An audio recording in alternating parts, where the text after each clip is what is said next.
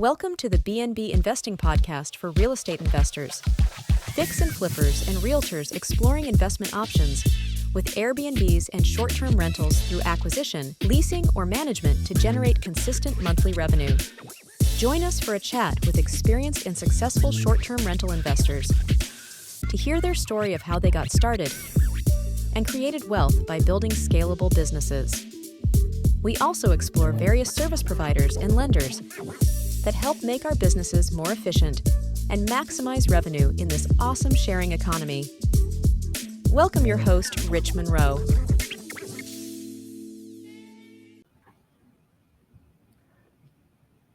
Hey everyone, Rich Munroe here, Investing Group. Thanks for jumping on this week. As always, we kind of help investors navigate the short-term rental model, whether you're doing acquisitions, buying properties, or if you're doing leasing, as well as managing properties. So part of what we do, we talk to experienced investors and really kind of learn through their experiences, how they got started. And so I'm happy to have Heather Meuer on today to kind of talk about her experiences. Thanks so much for joining, Heather. If you tell us a little bit about yourself. Yeah, thanks, Rich. Yeah, my husband and I, we are full-time real estate investors, specializing in short-term rentals. We own and manage some short-term rental properties as well as RV parks and mobile homes. So we started early 2022, we bought our very first property. It was a short-term rental here in Branson, Missouri. And that really got us started. So we bought our first property in January. We didn't even have it. We had to renovate that. And so before we even had that one launched, we bought our second one. And so now we have 7 that we own and manage. And then we have a mobile home and RV park. We're looking to expand in that area. And we are currently developing a glamping and RV resort here in Branson as well. So yes, it's an RV park and a campground, but we've got 17 glamping units as well. So that's basically adding on 17 more short-term rentals to our portfolio in the way that those are managed as well. That's awesome. Very cool. And so when you got started with that first one, really, what was it that drove you to get started on? And did you know ahead of time that it was specifically going to be a short-term rental?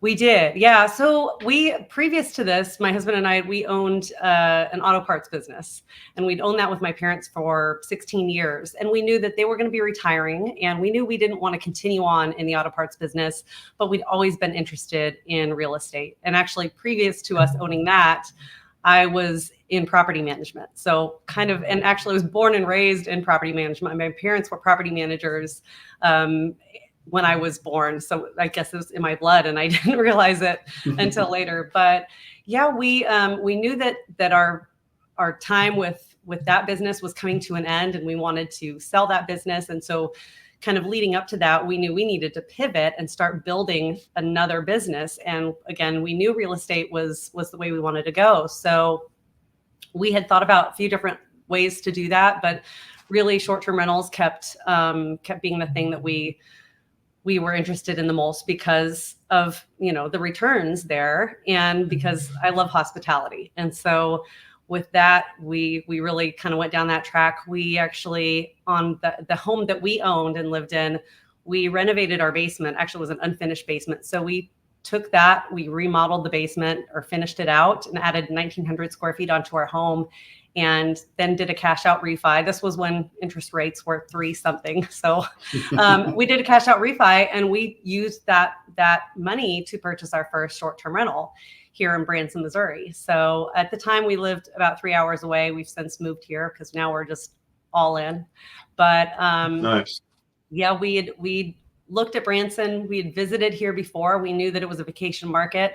And, at that time, Smokies were huge and everybody was talking about the Smokies, but we really didn't want to dive into that competition that was there. And Branson was kind of honestly like a silent, gem that we found. And so we did some more research, and the first day that my husband came down to check out properties, our real estate agent showed us this property that we just fell in love with. It had so much potential. And again, interest rates were great. And that particular one, I think people just didn't see the value in it, or there was just so much else going on. But we got it for a really great price, and it's been our favorite property ever since. Very cool. And so property management before, was it property management for long term or for short term or for both? Yeah, it was, the property management that I was in? Yeah.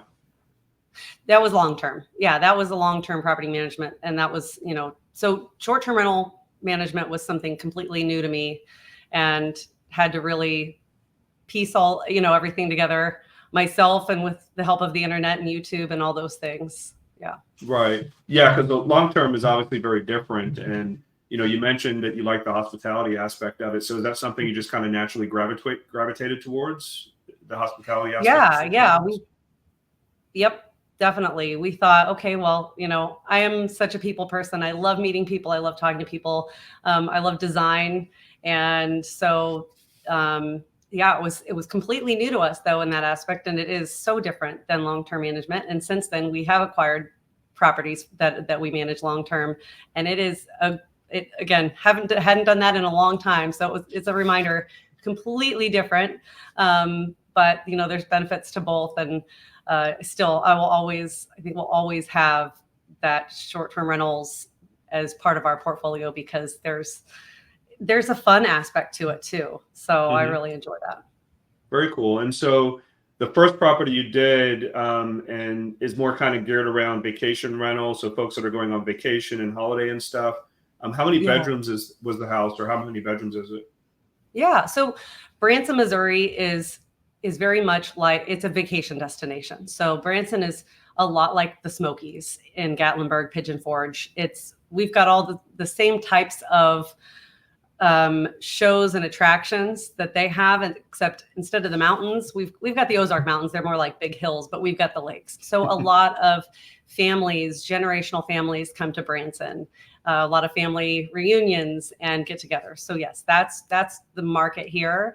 But the house that we found, it's actually a lake house. It's in like a condo subdivision. So there's a few houses, there's condos, but they're zoned for nightly rentals, which is very important. As you know, when you get into a COA, that's usually a bad word. But in this case, in markets like ours, there's a lot of COAs that are nightly rental specific, and ours is, thankfully. So it was marketed as a 4-bedroom, 3-bath house. It was 3,000 square feet. It's got an unfinished basement, but we still haven't tapped into that yet. But it's right on Lake Taneycomo, which is a beautiful fishing lake.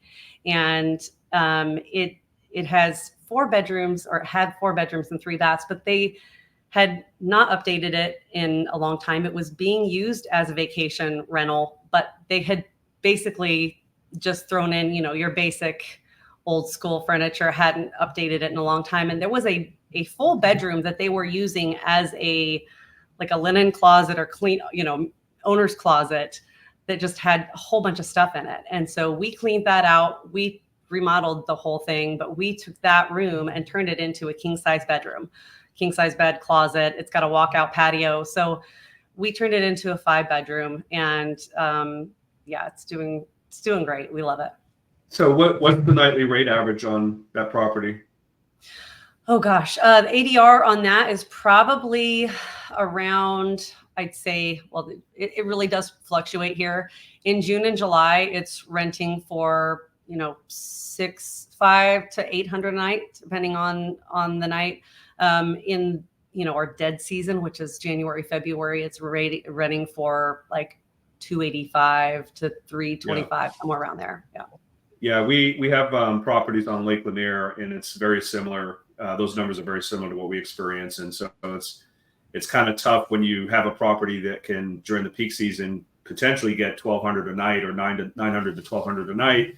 And then during the slow time, you're reduced down to like $225. It's like one extreme to the next. So I can totally relate to that. So it's on the lake, and does it have amenities like a hot tub and stuff like that, or what's the layout? So it has a community pool and hot tub, and then it also has a fishing dock.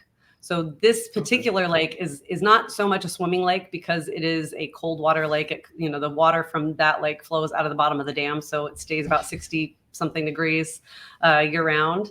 But it's beautiful. And honestly, people think that maybe that's a detraction, that you can't necessarily swim in it, or most people don't. Kids will, they're crazy. They'll just jump in anyways. But most of the people don't want to swim in it. It doesn't matter. People want to be able to walk out and watch the blue herons swimming over the lake and the ducks and the geese and all that. And they just want the views for the most part. So that's honestly not been a detraction we've seen at all. Okay, cool. And just as a comparison, so one of our recent rehab projects that we did on Lake Lanier, the total after repair value is around 1.5 million. We purchased for 800 and put 200 into the rehab. Just as a comparison, what were your numbers on that first property? Yeah, so we purchased that in January of 2022 for 425, and it's right now I think it's probably valued around 750. Nice. Yeah. And how much did you do for the remodel? We put about 55,000 into it, Okay. between furnishings and new paint, new flooring in some of the spaces, all that. We did a lot of the work ourselves for that first one. We don't do that so much anymore, but it was a great way to put that sweat equity in. We're proud of what we did. Yeah. Yeah. No, my wife's in our business too. And our first rehab that we did, we basically we did it on the weekends. We've got 3 boys and we, dragged them along and they helped us with it. So yeah, no, it's a great way to get the inner workings of everything. Yeah. That first property, you had it up and running, everything's going great. And then what was next? So before we even went live on that, because it took a few months to get ready, since we had to do so much to it. Before we went live on that, we actually purchased our second one. So we purchased a 2-bedroom, 2-bath here, a condo here in Branson, and that needed pretty much complete renovation as well. And then from there, shortly after that, actually, last year, we closed on a 3-bedroom, 2-bath condo that's right next to our lake house. It's in the same subdivision or same complex. And that one we brought in a partner on. And it was one of those situations where we had a family member reach out and they went, "Hey, I see what you guys are doing. And I want to invest in real estate, but I have a full-time job, W-2, and I like what I'm doing. I just want to invest my money. How can you help me do that?" And so we're like, okay, well, if you want to bring the money, we'll find the deal, we'll manage it, we will furnish it. And we were able to do that. They were building a new condo building right next to us. And so we purchased the top floor unit there. And so now we have a penthouse condo overlooking the lake as well. Very cool. Very cool. And you guys are doing... Oh, say that one more time. You cut out. I'm sorry. Yeah. Full time? We do this full time. Yep. This is all we do. And how do you guys divide and conquer? Because, my wife handles all of our staging and she manages the cleaning operation, which I tell everybody is the heavy lifting. And, I kind of source the deals and do all the technology. So do you guys divide and conquer, or is everybody doing a little bit of everything? Oh, no, it is very much, we have our own lanes. It's very clear on our roles and responsibilities. And that's so important, right? Especially in your relationships and your marriage, you want to be really clear on who does what. We've worked together for 16 years. So it was almost natural when we got into real estate, knowing who was going to be responsible for what. We just know each other so well already. But yeah, he does, all the underwriting, all the working with lenders and partners and figuring those things out. He'll sit in front of a spreadsheet and geek out, and I'm so happy that he loves that. And me, on the other hand, I love the management when it comes to managing the properties, working with guests, cleaners, all that stuff. So now we have a team of VAs, and that's my responsibility to kind of manage our team and the properties themselves. He's the one that is, again, trying to find the next deal, sourcing the next deal, underwriting, and doing those types of things. Very cool. And then you mentioned also are starting to look at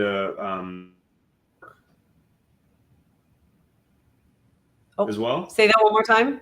Yeah, I'm sorry. Maybe my connection here today. So you getting an RV park set up and started? Yeah, so we found an abandoned campground here in Branson, Missouri, and we're lifelong campers. So we loved the idea of having a campground. Actually, going back, the very first property we ever put an offer in on was a campground in Florida. The numbers didn't work, or they disclosed some information that made the numbers not work. So we're grateful that that didn't happen. But yeah, we had always wanted a campground, and our real estate agent told us about an abandoned campground that had been here in Branson for a while. So we looked at it and saw the potential and saw the vision, and brought in some partners on that and closed on that, the land, and then worked through an SBA loan, which is a lot of work, and it is a lot of time and a lot of hoops to jump through, but we fortunately got through that, and we are about 2 months away from that being opened. So it's 13 acres here in Branson. When I say abandoned campground, it was, for all intents and purposes, it was a empty lot of land because there was nothing really left of the campground, and we had to put in all new utilities, all new, road work, and all new sites, everything. So nothing what there was usable except for the trees that were there, and they were beautiful, and we were really happy to have a lot of trees. So we have 50 full hookup sites, 17 glamping sites, and our glamping tents are not just your basic glamping tents. We have some that are our treehouse tents are up on raised decks overlooking the golf course next door. They're going to have private hot tubs underneath of them because they're raised up 10 feet off the ground. They have bathrooms. Each one of them has bathrooms inside of them. And then we've got cabins as well. And yeah, we're going to have like a big camp store, coffee shop. There's a rooftop deck that we've got a shipping container that's next to the pool. It's got a really cool mural on it, rooftop deck, a swimming pool, pickleball court, dog park. So we're really trying to create an experience, something. I keep saying it's not your grandpa's campground here, in Branson. We're in the Ozarks, and a lot of the older parks here, they've got, they're smaller sites, unfortunately, that they were built before, you've got these huge rigs with double slide outs, 40 something feet long. And so fortunately, this was a very level site, and we're able to accommodate those larger RVs as well. So that's awesome. So 50. So there's 50 spots for 50 RVs separately from the. Yeah. So there's 67 sites total, 50 RV sites and 17 glamping sites. And so is your plan to basically rent the RV spot for each? Someone brings their own RV and they kind of pay a nightly rate. Is that how it works? Yep. Yeah, okay. Exactly. What's the nightly rate on the spot? On the RV sites, they're probably anywhere from $60 to $80 a night, just depending on seasons, depending on the site. We've got pull-through sites. Those are a little more desirable, a little easier to get in and out of. So those are kind of our more premium sites. Yeah. Very cool. And then the luxury tents and the glamping, my wife, for some of the projects we were looking at here in North Georgia. And so that, how did you go about figuring out, maybe you're still in the process of doing this, but how do you figure out what design? I mean, there's so many different options to choose from. How did you arrive at the one that you guys are going to go with? What was that process like? Really, we worked with the land, and, so the back half of the property was really wooded still. The front half had been cleared. A lot of it had been cleared, still had a lot of trees, but you could see that's where the RV sites were at one point. And the back half of the property was still very wooded. And so when we looked at it, we said, this has to be, the glamping tents have to go here because we don't want to lose any of these trees. And so we started thinking about the different types of, tents that we could have. And we landed on a few different types. So we've got some bell tents, which we've got 5 of those. Those don't have bathrooms in them. They're going to be maybe a little bit more of a standard tent. They're still going to have a king size bed and luxury linens and all that, but they don't have bathrooms. We have a bathhouse as well with bathroom suites, but for those guests. And then the rest of the tents, we decided to go with a safari style tent, just because I feel like it was, it just worked with the land. I don't know. That was the look that we thought that would work best for us, and the look that we were going for, just our branding and kind of just the feel of the whole thing. We wanted everything to kind of be cohesive and work together. So we picked out two different sizes of the safari style tents. One is more of a family size. It's going to have a bunk bed and then a queen size bed. And the other ones are really geared more towards couples. So it's going to be a king size bed. There is a trundle bed with 2 twins in like this little back room, but it's really more geared towards couples that are coming because we saw the need for that. And that was another thing we really thought about. We looked at the land and what worked best there, but we also looked at our market and said, we see all these people in the Facebook group saying, where can we find a 1-bedroom with a hot tub, private hot tub? There is not very many 1-bedrooms with private hot tubs because there's a lot of condos here in Branson. And there's community hot tubs, but you don't have 1-bedrooms with private hot tubs. And so to be able to provide a 1-bedroom, essentially, a glamping tent overlooking the golf course with a nice big front porch, watching the sunrise, and then you've got a private hot tub underneath, this covered deck under the tent. That's, I think, going to work out really well, and something that, again, we saw that need, so we wanted to fill it. Very cool. So what change on the nightly rate for the luxury tents? Yeah, there's another glamping. So Johnny Morris, he is the owner and creator of Bass Pro Shops and Cabela's, and he has a lot of properties here. And he's got a glamping resort a little bit south of us here on the lake, and his tents go for $400 to $600 a night in the summer times, and we're looking at probably really comparable to that in the higher end, in the high season for those. Yeah, very nice.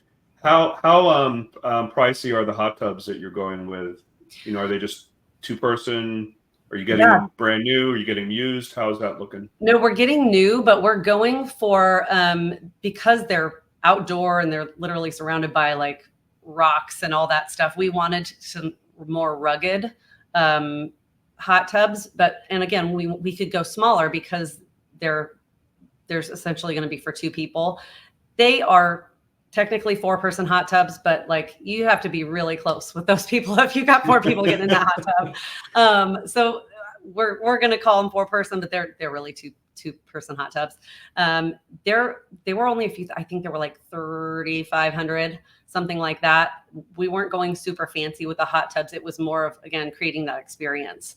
People don't necessarily want all the bells and whistles with a hot tub. They just want a private hot tub. And so again, looking at our budget, making sure that we were able to provide that amenity and provide it for more people, we went with a little bit, again, didn't go for all the bells and whistles, but we are kind of custom building them into the area. So we're going to have privacy walls around that so that, you don't have people just walking by while you're hanging out in your hot tub. So yeah, it's going to be kind of a private patio area underneath that. Very nice. Very nice. The tent sizes, but what's the average cost on the Yeah, average cost on the tents. The bell tents are way less, but we didn't have to build a raised deck on those either. So the bell tents are around $2,000, $2,200, somewhere in that range. And those are huge, though. They're really big. And then the other tents, they are anywhere from 16 to 20,000, I believe, somewhere in that range. Yeah, that's extremely reasonable. Yeah, well, that's unfinished though. So that's the tent cost itself. But we're finishing out. We're putting the bathrooms in them, and all that. So again, and you're going to have heat and AC as well. Yes, split systems in all of them.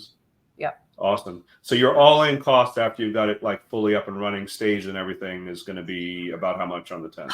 I think, well, on the treehouse tents, which again, building a raised deck and the lumber and time, that's included in that is quite a bit more.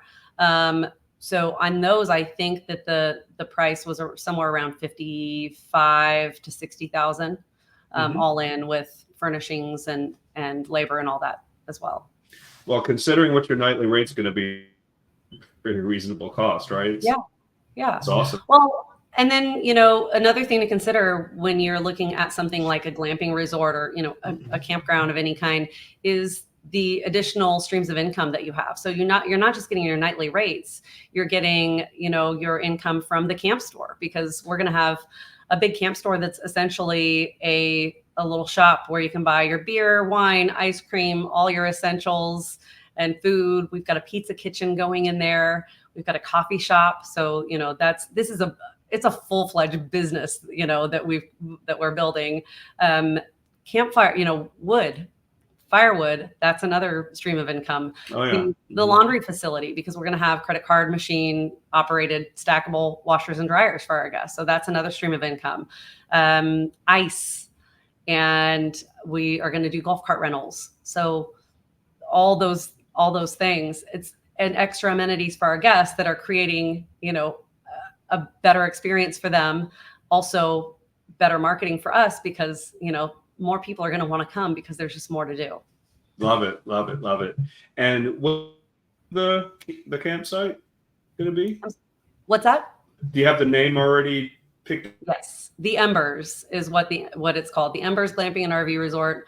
Our website is theembersbranson.com, and that right now, up until I think hopefully next week, we'll have our bookings actually available and open to start booking. But as of right now, it's just kind of a landing page that gives a little bit of information and is able, people are able to put their email in if they want to book, and they want us to notify them once our bookings are open. So real soon. That's awesome. What's the timeline live? So our goal is August, and it hopefully early August. It might be later in August. We're obviously, with something this big, we're at the mercy of weather and contractors and all that. So August is our goal for opening. We'll probably open our bookings, our calendar for October and on, and then back that up as soon as we know, once we get closer to the openings. But and this project itself, from the start of, breaking ground and starting it, has been less than a year so far. We started, I believe, in October, somewhere around there, when they started actually working on digging trenches for the utilities and all that. So, yeah. Very cool. Well, Neil, I'd love to have you back on so we can kind of see how everything looks. Yeah, I'd be happy to. Okay, cool. And so now that you've got kind of that project in the works, what's your goals going forward? Are you going to be adding more sites, or what's your big picture next couple of years kind of plans to grow? So our goal is actually to acquire one property a quarter. But when we say property, we're looking more at more campgrounds, RV parks, mobile home parks. So they could be long-term or short, vacation, short-term parks. That's kind of what we're looking at. Kind of, we're in that phase of, we're just ready to go big, and we've kind of created these systems and processes to do something like this, and we'd love to do that again. So I don't know if we're ready to turn around and develop a whole glamping resort again, next quarter. But as far as acquiring existing parks, that's something that we're looking to do. Yeah. Very nice, very nice. And so I'm going to ask what was the cost of the land and the old campground? It was 1.2 million, the purchase price. Mm-hmm. All in after with the SBA loan itself and everything. I think we're at around 5.5 million, and that's with all the SBA fees and all that tied in. So we're actually, thankfully, because my husband again is super underwriter, we're actually under budget at this point, which is really exciting to be able to say. So hopefully it'll be less than that when we're all said and done. But we've also added a lot more amenities than we initially thought we were planning to, because our budget we've been under budget. So we've been able to add some things. We weren't adding those private hot tubs initially. And then it was, well, maybe we'll do 3. And then we're like, no, we're going to do all 5. And then we're going to add a pickleball court. And then we were like, maybe we shouldn't. And no, we're definitely adding a pickleball court. Now we're adding a dog park. So yeah, our numbers that we had for, projections on income are looking even better because we've been able to stay within that budget and add on even more amenities. So love it.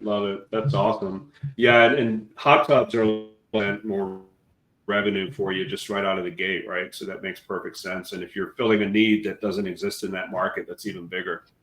For sure. So yeah, makes total sense.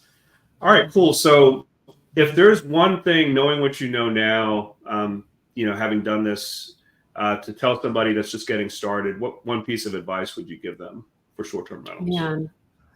I think that mindset is huge, right? I mean, and I used to be the brakes in the relationship, and my husband was the gas and I was the brakes. And it was always like, oh, I'm not quite ready yet. I don't have all the answers yet. I need to know all the answers. And so I think, the thing that I constantly preach to people is you don't have to know all 10 steps to get, so do it now. Like, figure out the first 3 steps and then know what your tools and your resources are in order to get the rest of your answers, right? Like, you don't need to know how to run a short-term rental from beginning to end in order to start underwriting and putting offers in, because you're not going to know. And even if you think you're not really going to know. And the best way to learn is by doing it, right? And so, you've got your tools and your resources. You have your community. You've got, so many other things that in people to reach out to ask those questions. So you don't have to know all the answers before you start. I wish I would have known that earlier. For anything real estate related, you can definitely get into, study mode and Yes. education mode before you actually pull the trigger and execute. So that's definitely a good point worth taking for sure. Yeah. So Heather, thank you so much for taking the time today. Really, really glad you were able to jump on, and I'm definitely going to take you up on getting you back. So we'd love to see the results of the glamping and RV resort. That sounds really, really, really, really, really cool. It sounds like it's going to be really nice. And we'd love to kind of check it out after it's a finished product. Come on down or over. Where are you at, Rich? I don't even know. I'm based in Beaufort, Georgia. So Okay. We're about 45 minutes north of Atlanta. Okay. And so we've got properties all through the Atlanta metro, but we do have about 4 different lake house properties on Lake Lanier as well, Awesome. that are similar to what you're doing in Branson. So Okay. yeah, absolutely. You're not too far. You're a day's drive, less than a day's drive over. Well, So. maybe we'll do the next podcast in person then, right? Perfect. My wife and I will stay at one of the glamping tents. I'd love it. That'd be great. Yeah. Cool. Awesome. So thanks everybody for jumping on this week. Thanks again, Heather.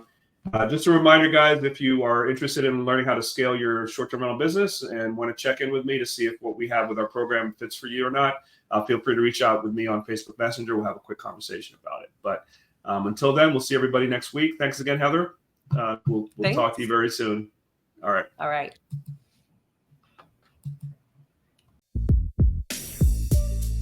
Thanks for jumping on the BNB Investing Podcast this week.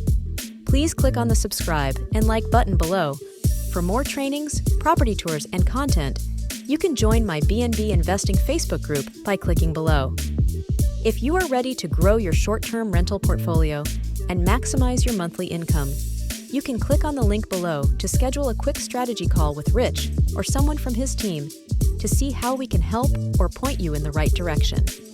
Stay tuned for our next episode and hope to see you on the BNB Investing Group podcast.